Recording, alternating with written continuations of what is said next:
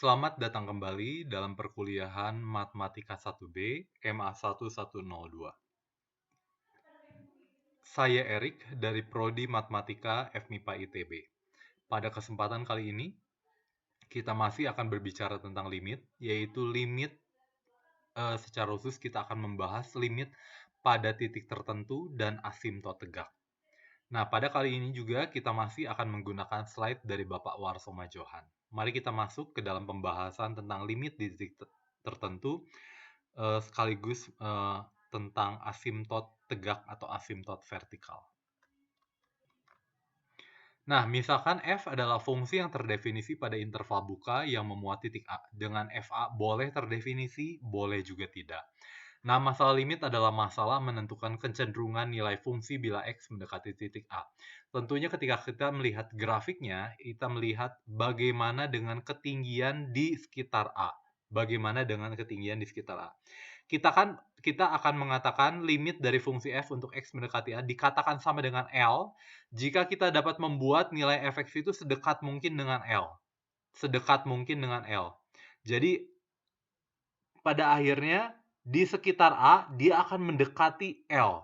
Baru kita katakan limit fungsinya itu adalah L. Dengan cara yang sama seperti ini ya.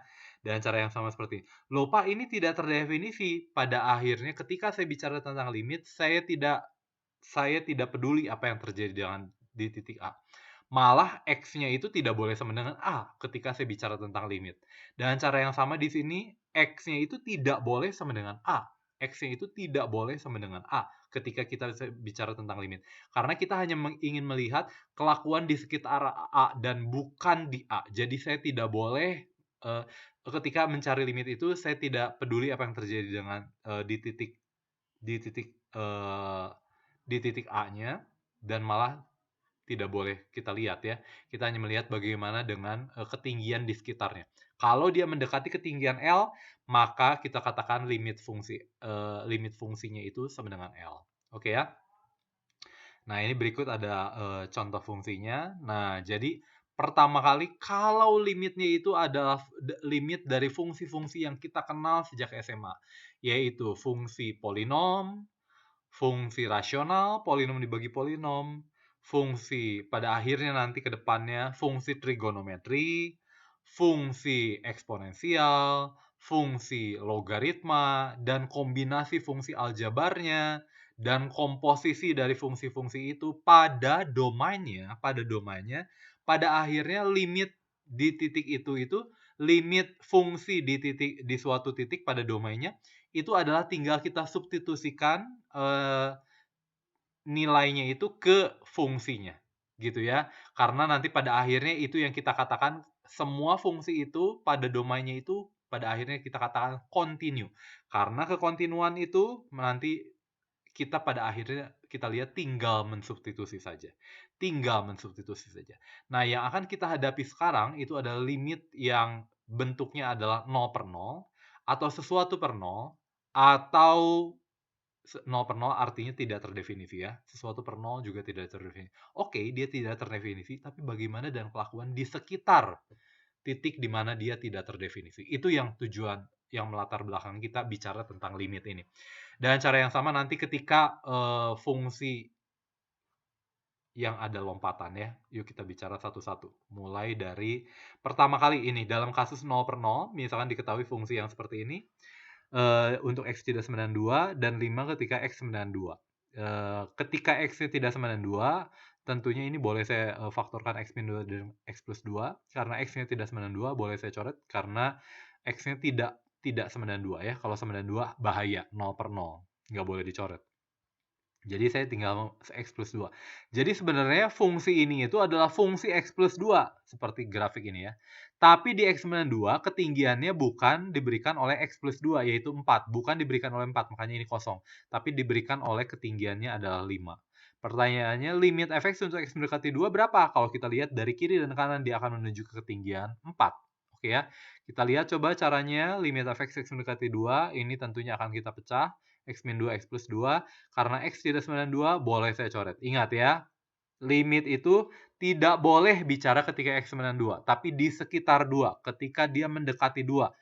Artinya ini hanya 0,01 dibagi 0,01 sehingga ini boleh dicoret ya. Sisanya tinggal X plus 2 dan X plus 2 ini ke depan kita akan bicara ini adalah fungsi yang baik yaitu fungsi yang kontinu. Sekarang jangan bicara fungsi kontinu ya, fungsi yang baik saja saya katakannya. Jadi tinggal saya substitusi adalah 2 tambah 2 sama dengan 4. Oke ya. Dan cara yang sama fungsi-fungsi seperti ini untuk ketika saya substitusi 6, oh ternyata dia adalah menjadi bentuk 0 per 0. Wah, oke, dia menjadi bentuk 0 per 0. Tapi bagaimana dengan di sekitar 6? Di sekitar 6, apakah dia akan menuju ke ketinggian tertentu? Oke ya. Oke, kalau kita lihat ini dikalikan dengan sekawan, saya punya ini, dan X-6 dan X-6 ini bisa saya coret, karena jangan lupa ini bukan bentuk 0 per 0, karena ketika saya bisa limit X mendekati 6, tidak boleh X-nya sama dengan 6. Sehingga ini boleh saya coret, sehingga ini akan menjadi seperti ini, saya substitusi 6, tidak masalah ternyata karena ini fungsi rasionalnya ini tidak pernah 0 ya. Jadi saya punya adalah 1/4. Oke ya. Nah, itu kasus fungsi-fungsi yang seperti ini ya. Nah, muncul pertanyaan juga untuk fungsi-fungsi yang seperti ini, kita juga perlu bicara tentang limit. Pertanyaannya, apakah limit fungsi di X-1 itu adalah 1? Tidak, karena kalau saya dekati dari kanan, dia adalah 1,5. Dia tidak pernah bisa mendekati 1. Oke ya.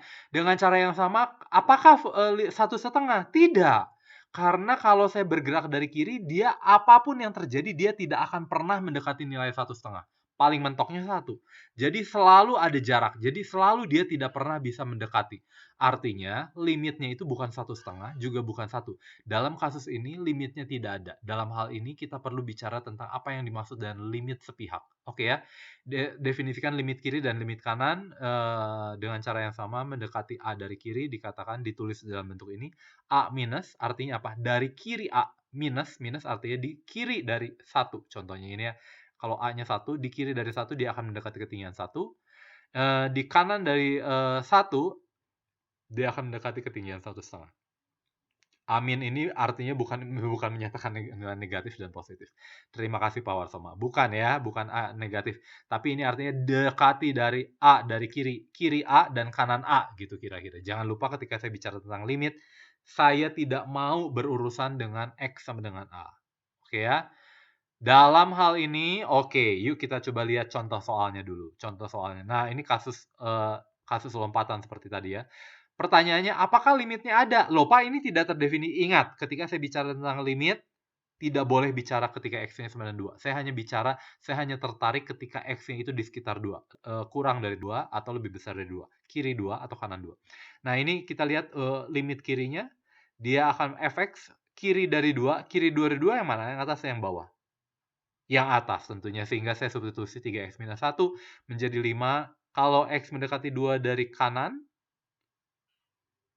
yang bawah ya, lebih besar dari 2. Saya substitusi akan menjadi 4.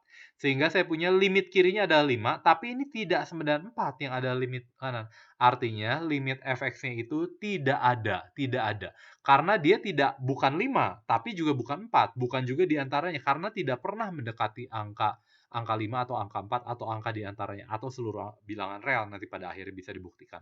Oke ya, dalam kasus lompatan seperti ini limitnya itu tidak ada yang seperti ini. Kalau limitnya ada, kalau dalam arti kiri dan kanannya itu limit kiri dan kanannya sama, maka limitnya itu kita katakan ada dan sama dengan salah satu dari limitnya. Kan sama, tinggal lihat dari salah satunya.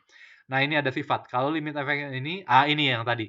Kalau kapan dia limit efek sama dengan L? Kalau dari kiri dan kanan, ketinggiannya itu menuju ke ketinggian L. Jadi ketinggian kelakuan di kiri, maksud saya kelakuan ada nilai fungsi ya.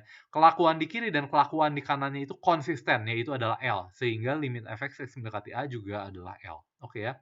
Nah, hati-hati ini kalau ini jika maka, ini hanya jika maka ini. Oke ya. Ini jika dan hanya jika dua arah. Jadi kalau saya punya ini juga artinya ini. Kalau ini maka ini maka ini. Kalau ini tidak limit efek dengan L, maka mutlaknya adalah dengan L. Tapi kalau mutlaknya dengan mutlak L tidak berarti ini. Oke ya, kecuali L-nya sama dengan 0. Ini yang kita sebut ini ya. Contohnya seperti apa, Pak? Contohnya adalah ini. Kamu lihat. Oke ya.